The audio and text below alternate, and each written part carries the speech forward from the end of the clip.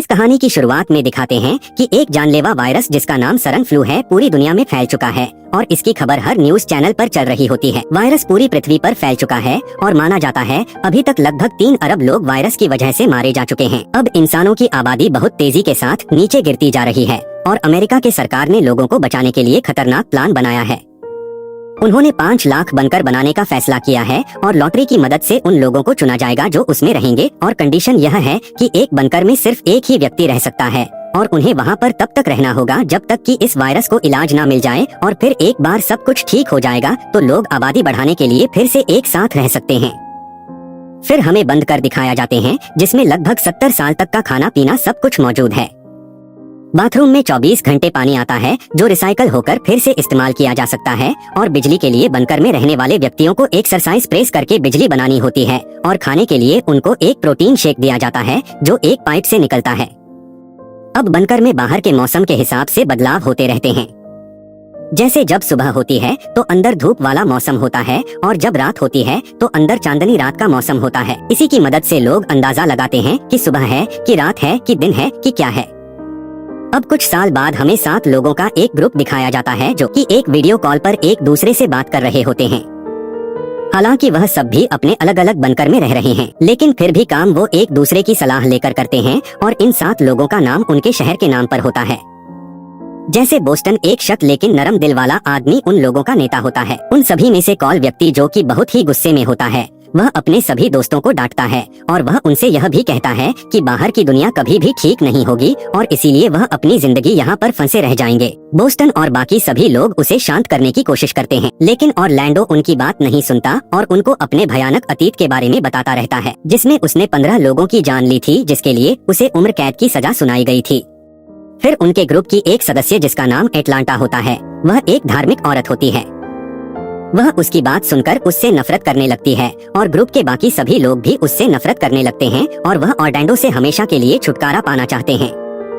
अब किस्मत से उनके ग्रुप में डेनवर नाम का लड़का होता है जो कंप्यूटर चलाने में माहिर है, यानी कि हैकिंग वगैरह सब कुछ जानता है। वो सबको बताता है कि कुछ ऐसी चीज सीखी है जिससे वो की वीडियो कॉल को बंद कर सकता है। हालांकि इस काम में परेशानी होती है, अगर उन्होंने वीडियो कॉल को बंद कर दिया तो उसे वापस कभी भी कॉल नहीं कर पाएंगे।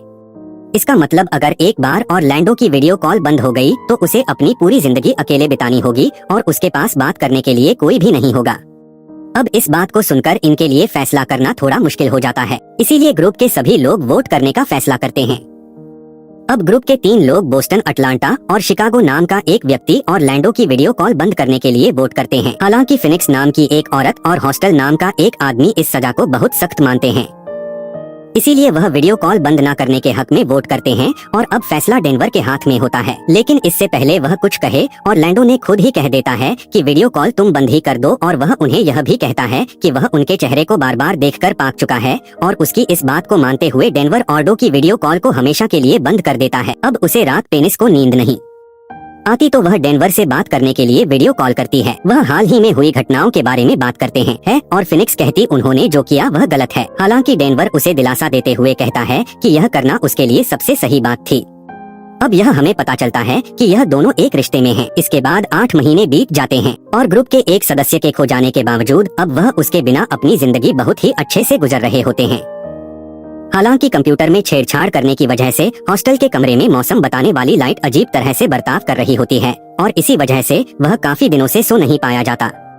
फिर कुछ समय के बाद ग्रुप के सभी लोग वीडियो कॉल पर बात करते हैं और सभी अपने काम के बारे में बताते रहते हैं। ग्रुप के सभी लोगों को अलग अलग काम सौंप गए हैं। जैसे अटलांटा को ग्रुप के सभी लोगों की सेहत की जानकारी रखनी होती है, जबकि डेनवर को उन सभी को बाहर की दुनिया की जानकारी देनी होती है। वह यह सब एक कंप्यूटर की मदद से करते हैं जो अलग अलग चीज दिखाता है, जैसे अभी तक दुनिया में कितने लोग जिंदा हैं, ग्रुप के सभी लोगों अपने दिल की धड़कन कैसी चल रही है। और जब सभी अपना काम कर रहे होते हैं तो ग्रुप में सबसे कम काम करने वाला शिकागो बहुत ही बोर हो रहा होता है। वह सभी से कहता है कि वह जो सब कर रहे हैं वह बेकार हो रहा है। उसका मानना है कि वह अब बाहर की दुनिया को फिर कभी नहीं देख पाएंगे। बोस्टन उसकी बात सुनकर उसे बहुत बुरा भला कहने लगता है, लेकिन तभी शिकागो कंप्यूटर के एक बटन को दबाता है जिसकी वजह से सभी के कंप्यूटर पर एक वीडियो चलने लगती है और वीडियो को हटाया भी नहीं जा सकता, इसलिए सभी को वीडियो देखनी पड़ती है। वीडियो में एक औरत को दिखाते हैं जिसका नाम नदीन है, जिसने बंकर को बनाया होता है। वह बंकर की सुविधाओं के बारे में बताने लगती है और फिर वह यह बताती है कि बंकर जमीन से 30 फीट नीचे बनाया गया है और उसके बाद वह यह बताती है कि 5 लाख लोग अलग अलग ग्रुप में बांटे गए हैं और हर ग्रुप में 7 लोग हैं। वायरस के पृथ्वी से पूरी तरह खत्म होने तक सभी का काम एक दूसरे को जिंदा रहने में मदद करना होता है। वीडियो के आखिरी में 3 सबसे कहती है, इस पृथ्वी पर अभी इंसानियत की उम्मीद है। अब कुछ दिन बाद ग्रुप के सभी लोग बात कर रहे होते हैं, तभी उनके कंप्यूटर अचानक से बंद हो जाते हैं।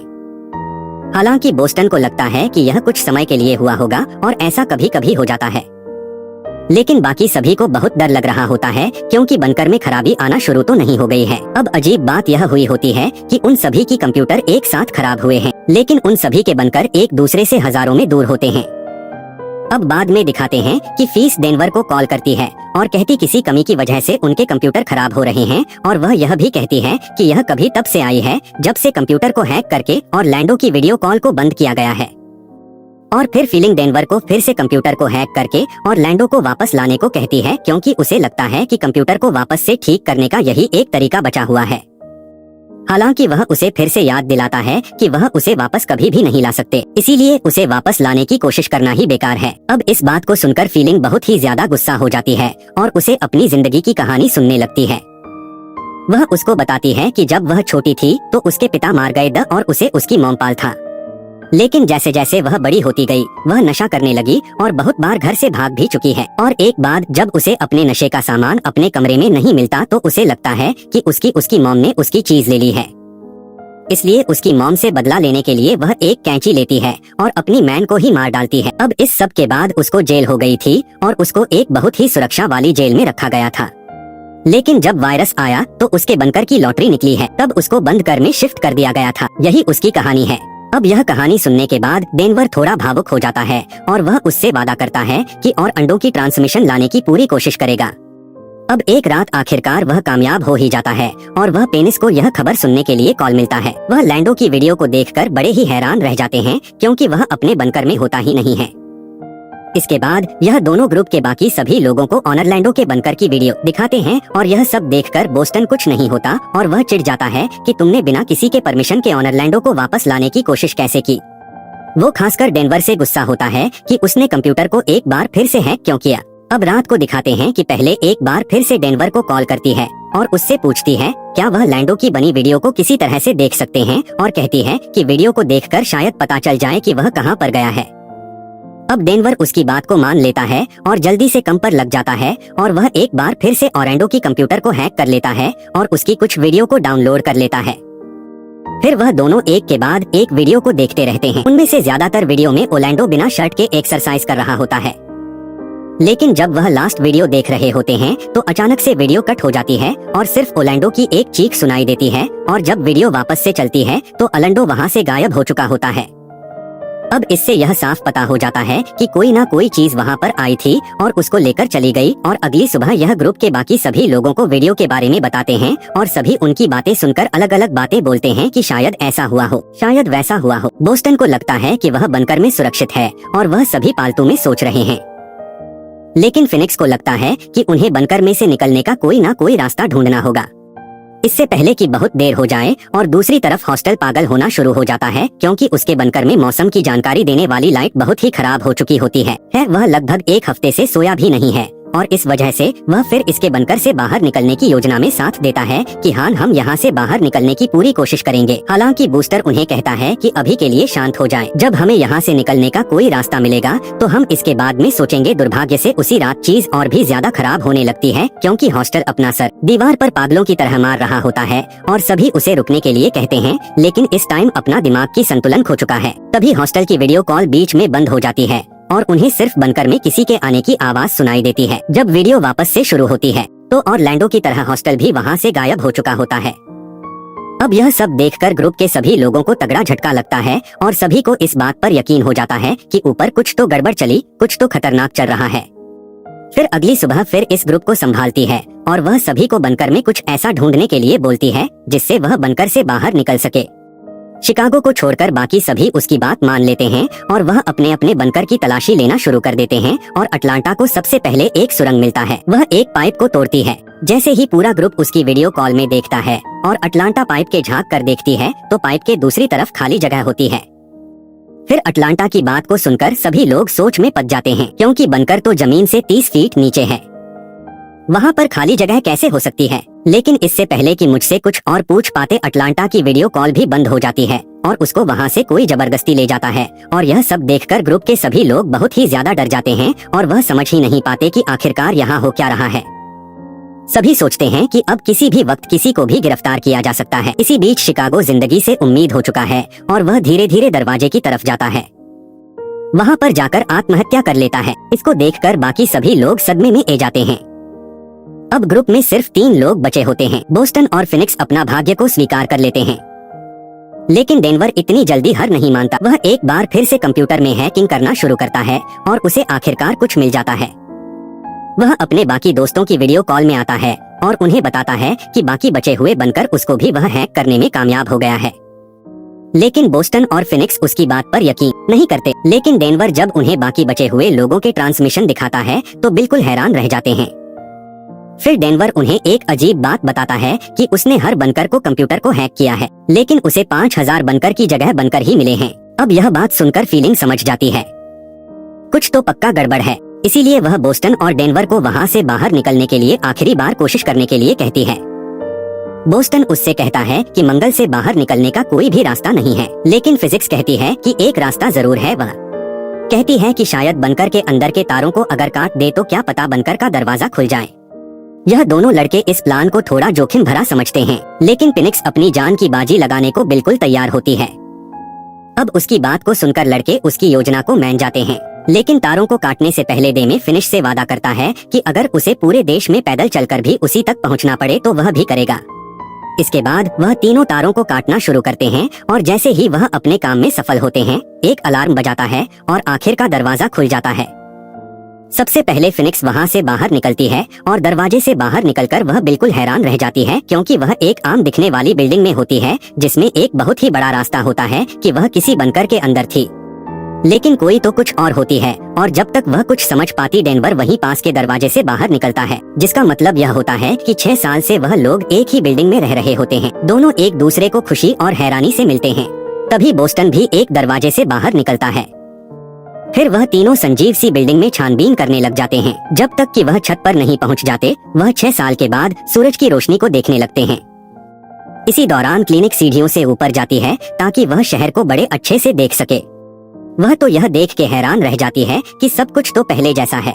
यहाँ पर तो कुछ भी नहीं बदला, ना ही किसी वायरस के लक्षण दिखाई दे रहे हैं। लोग सड़कों पर चल रहे हैं, सड़कों पर कार वगैरह सब कुछ चल रही है।